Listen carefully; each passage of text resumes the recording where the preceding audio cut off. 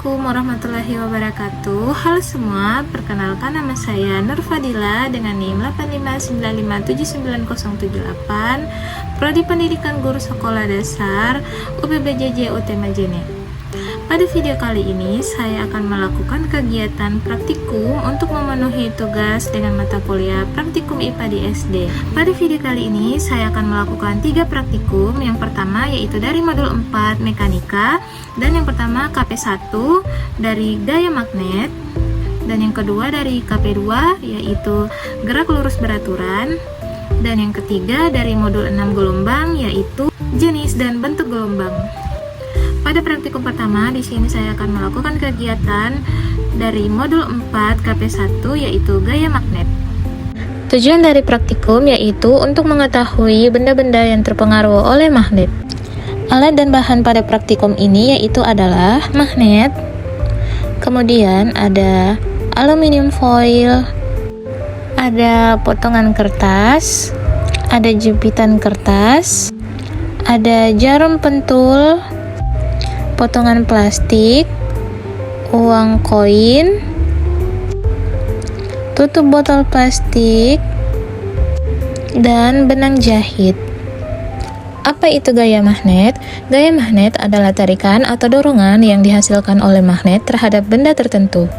Langkah kerjanya yaitu dekatkan magnet batang dengan bahan yang sudah disediakan. Amati yang terjadi, apakah bahan itu tertarik atau tidak. Yang pertama, bahan aluminium foil tidak tertarik oleh magnet. Yang kedua, potongan kertas tidak tertarik oleh magnet. Bahan ketiga, jepitan kertas tertarik oleh magnet. Yang keempat, jarum pentul tertarik oleh magnet. Kemudian pada potongan plastik tidak tertarik oleh magnet. Pada uang koin tertarik oleh magnet. Pada tutup botol plastik tidak tertarik oleh magnet. Dan yang terakhir, pada benang jahit tidak tertarik oleh magnet. Berdasarkan pengamatan, dapat disimpulkan bahwa benda-benda pada percobaan ini dapat dibagi menjadi 2 kategori, yaitu benda yang memiliki sifat magnetis seperti jarum pentul, jepitan kertas, dan uang koin, dan benda non-magnetis seperti benang jahit, potongan plastik, potongan kertas, tutup botol, dan aluminium foil. Dan pada praktikum kedua, di sini saya akan melakukan percobaan dari modul 4 mekanika KP2 yaitu gerak lurus beraturan atau GLB. Tujuan dari praktikum ini yaitu untuk mengetahui perbandingan jarak dan waktu benda bergerak lurus beraturan. Adapun alat dan bahan yang akan kita butuhkan, yang pertama di sini saya sudah menyiapkan katrol gantung sederhana, ada stopwatch, ada penggaris, ada beban gantung 2 buah. Di sini saya sudah namakan M1 dan M2. Ada beban tambahan dari 30 gram, ada benang kasur atau benang, dan bahan tambahan lainnya. Di sini saya sudah merakit katrol dengan 2 beban tambahan yang sama. Beratnya yaitu 100 gram. Beban yang kanan saya beri label M1 dan yang kiri saya beri label M2. Untuk statisnya saya buat ada 3 titik, yaitu titik A, B, dan C. Titik A berada di jarak 0 cm, kemudian jarak A ke B adalah 25 cm. Untuk jarak B ke C adalah 20 cm. Selanjutnya saya akan melakukan pengukuran waktu tempuh jarak B ke C yang ditempuh oleh M1. Dan waktu yang ditempuh oleh M1 adalah 0 second. Karena beban M1 dan M2 beratnya sama dan tidak ada beban tambahan.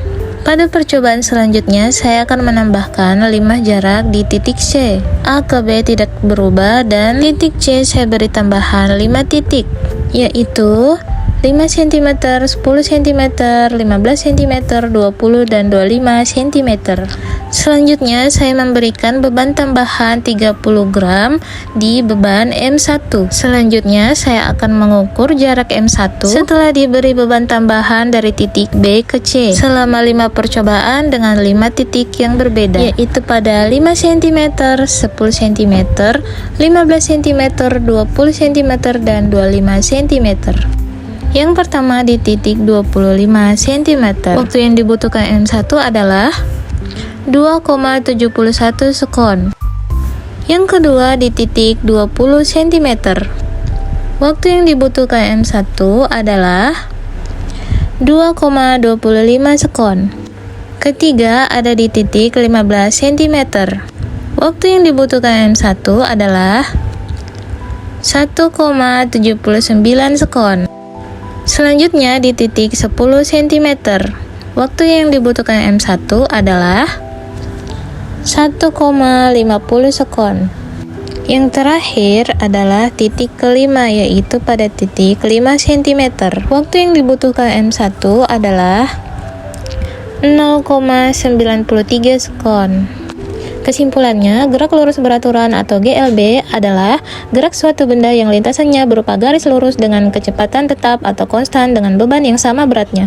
Semakin dekat jaraknya, maka semakin cepat waktu yang diperlukan. Sedangkan semakin jauh jaraknya, maka semakin lama waktu yang diperlukan.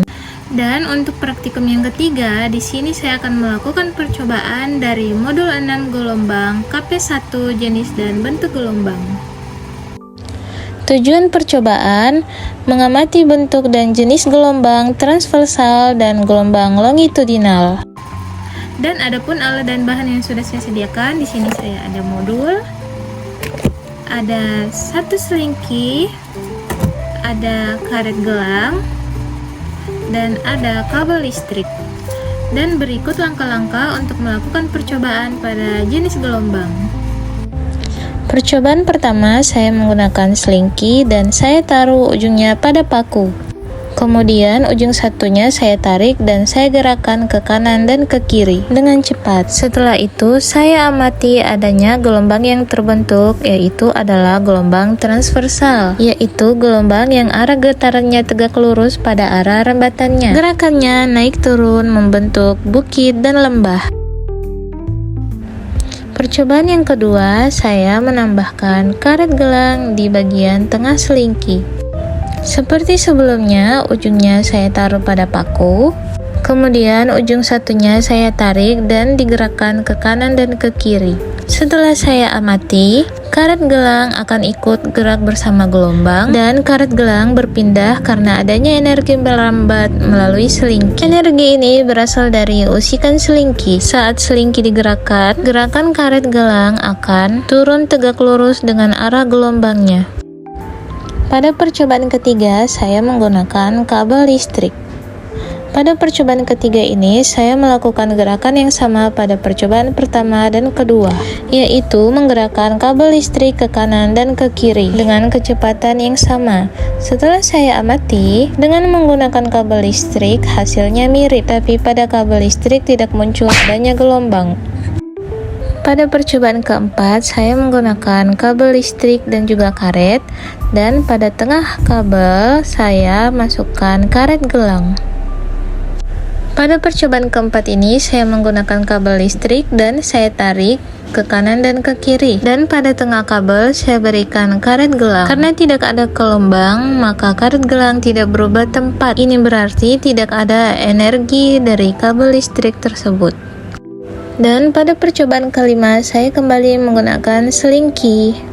Pada percobaan kelima, saya kembali menggunakan selingki, namun pada arah usikannya adalah ke depan dan ke belakang. Arah usikannya searah dengan rambatan. Ini disebut dengan gelombang longitudinal, jadi renggangan dan rapatan. Berdasarkan percobaan yang telah dilakukan, dapat disimpulkan bahwa gelombang transversal adalah gelombang yang arah getarannya tegak lurus dengan arah rambatannya. Sedangkan gelombang longitudinal adalah gelombang yang arah getarannya sejajar dengan arah rambatannya. Perbedaan antara gelombang transversal dan gelombang longitudinal terletak pada arah getar dengan arah rambatannya, yaitu bila transversal arah getarannya tegak lurus dengan arah rambatannya, sedangkan longitudinal arah getarannya sejajar dengan arah rambatannya.